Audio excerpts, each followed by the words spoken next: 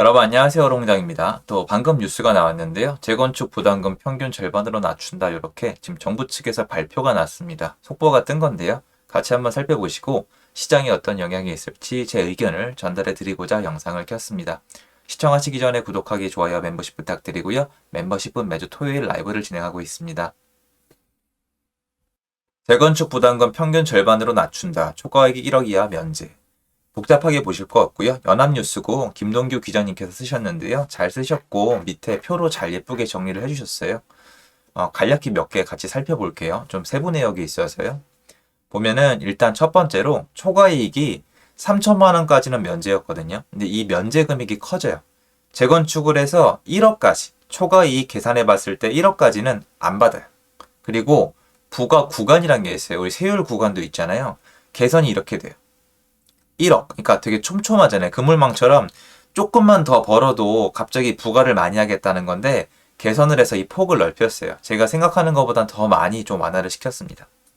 그리고 부과 개시 시점도 중요한 게 뭐냐면 이 재건축은 돈 벌라고 한다고 제가 말씀을 드렸잖아요. 그러니까 다 돈 벌라고 하는 게 맞는데 이거 사업장에서 솔직해야 되거든요.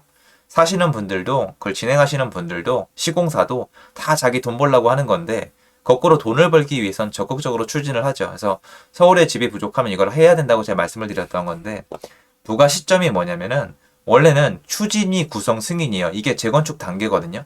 안전진단 때린 다음엔 준공까지 가서 해상까지 가는 건데 원래는 추진위 구성 승인부터니까 여러분 이 재건축이 만약에 단계별로 수익이 난다고 치면은 일찍 부가 시점을 잡을수록 더 많이 추진을 하는데 부가 시점을 뒤로 당긴 거예요.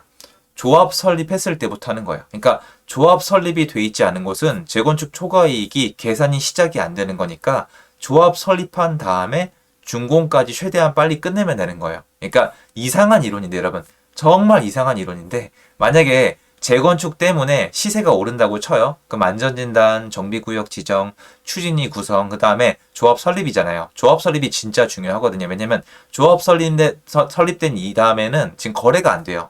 법이 그렇게 규정이 되어 있습니다. 그런데 추진위 구성 승인까지 여태까지 여기까지 만약에 재건축 때문에 시세가 많이 올랐다. 그 다음에 조합 설립이 됐다. 그럼 여기까지 시세가 많이 오른 건 제초안에 안 들어가는 거고 조합 설립 인가가 된 다음부터 시세가 올라가게 되면은 그거는 초과이익 환수를 때리겠다는 거예요. 그리고 인센티브, 그리고 1세대 1주택 실수요자, 준공 시점 1세대 1주택자 한정이에요. 근데 조건을 지키면은 10년 이상 가지고 있으면은 제초 안에 50%를 깎아주겠다는 거예요. 그러니까 이거 의도는 이거예요. 네가 재건축으로 돈을 벌라고 투자로 중간에 끼어 들어온 게 아니라 재건축이 되는 곳에 어떻게 하다 보니까 집 한 채 가지고 있고 열심히 살다 보니까 네 의도와 상관없이 의도가 나중엔 들어갔겠지만 재건축이 자연스럽게 된 경우에는 너한테는 제초한 50% 깎아줄게 라는 거예요.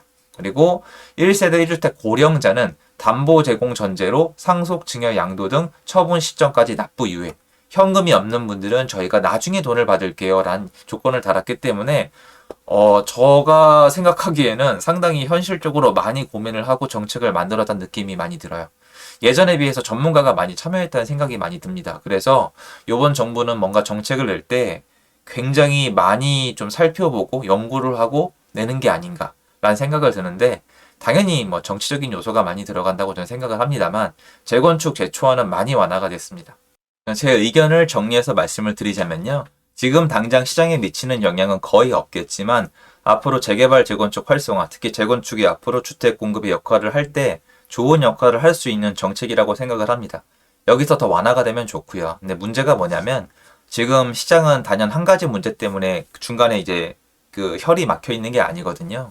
둔촌주공 사태가 굉장히 좋은 케이스라고 생각을 하는데 재초안도 있겠지만 분양가 상한제 그리고 뭐 대출이라던가 부동산 전체 시장의 문제인 거예요. 그러니까 집이 거래가 안 되기 때문에 사람들이 옴짝달싹을 못 하는 건데 재건축을 만약에 재초안을 풀어준다면은 여기 조합원들의 부담감은 줄어들기 때문에 사업을 할 때 마음은 좀 편해지겠죠. 왜냐면 확실히 줄여줬거든요.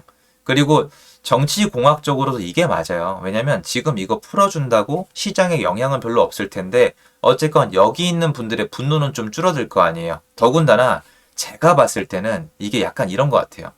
재건축 대상 아파트를 대선 전에 발표를 했었거든요. 30년 차 아파트나 30년이 조금 넘어간 아파트들. 일기 신도시도 마찬가지고 핫이슈였잖아요. 대상자가 너무 많은데 그 집주인들은 이게 나쁘게 보이지 않을 거거든요. 그래서 이게 들어간 게 아닐까. 이게 너무 슬픈 게 정치 공학적으로 생각하면은 웬만한 게 다 이해가 돼버리거든요. 그러니까 부동산 규제를 풀 때는 굉장히 소극적으로 보이다가 그래도 제가 봤을 땐 연구와 공부를 많이 하기 때문에 뭔가 표가 많이 연관되어 있는 곳에는 좀 더 신경을 쓰는 모습인 것 같아요. 그러니까 분양가 상한제도 풀고 대출도 풀고 세금도 풀고 재건축 재초안도 풀면은 괜찮겠지만 사실 지금 재건축이 못 가는 이유 중에 제일 큰 이유가 재초안은 아니거든요. 그리고 재초안을 다 푼 것도 아니에요. 좀 애매해요. 제가 생각한 것보단 더 많이 풀어주셨는데 되게 애매해요. 결국에는 여태까지 지난 5년 시장 동안에 올라왔던 재건축 때문에 뭔가 거기 있는 조합원분들이 돈을 가져갈 부분은 뺏어가겠다는 거거든요. 근데 이거는 사실은 그분들한테 호재가 아닌 게요. 물론 부동산 시장 분위기마다 다르고 지금 언급해봤자 의미가 없습니다만 이 재초안을 내잖아요. 재초안을 내면은 거의 호가에 붙여요. 현장에 나가보시면 어떻게 되냐면 자기가 낼 재초안을 호가에 붙여놔요. 그러니까 공동적으로 거기 있는 모든 분이 내야 될 돈은 호가에 붙입니다. 그러면은 분위기에 따라 다르겠지만 전체적인 가격이 올라가서 세금이 올라가고 이거저거 올라가면서 굉장히 아파트 값이 비싸지는 풍선 효과가 있었거든요. 그게 덜해질 거예요. 그러면 나쁠 게 없는 거예요.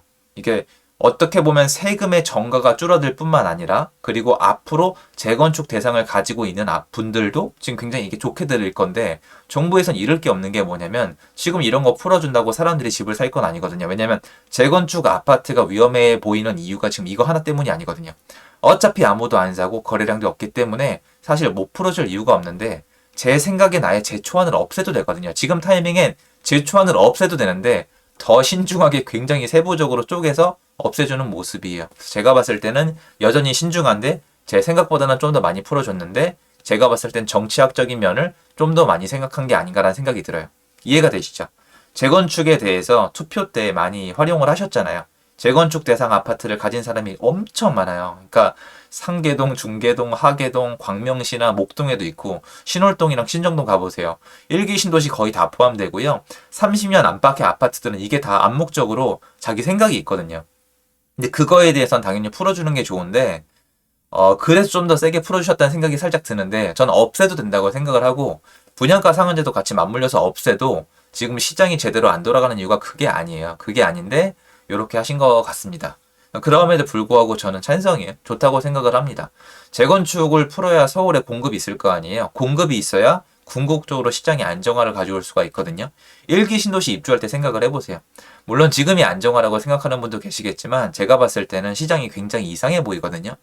그런 걸 감안했을 때 한 단계씩 그러니까 요번 정부는 지난 정권 5년 내내 시장을 이상하게 만들었기 때문에 하나하나 바로 돌려야 되는데 이거는 제가 봤을 땐 가는 방향은 맞는데 스텝 보폭이 너무 작다는 생각이 들어요.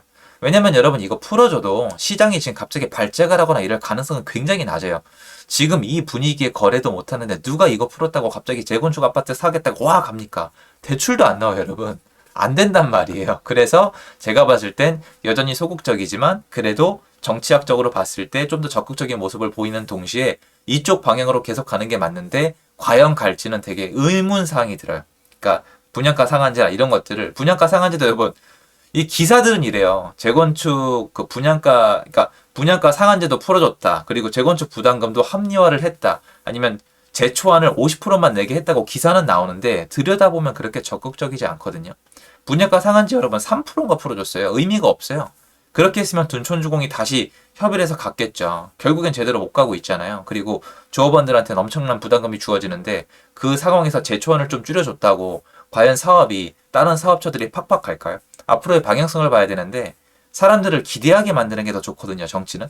사람들한테 혜택을 딱 주는 것보다 기대하게 만드는 게 정치하는 분들한테 훨씬 좋아요. 여러분 우리가 대인관계 할 때 잘 생각을 해보세요. 뭔가 다 받은 사람보다 받을 수도 있다고 기대하는 사람한테 더 잘하시잖아요.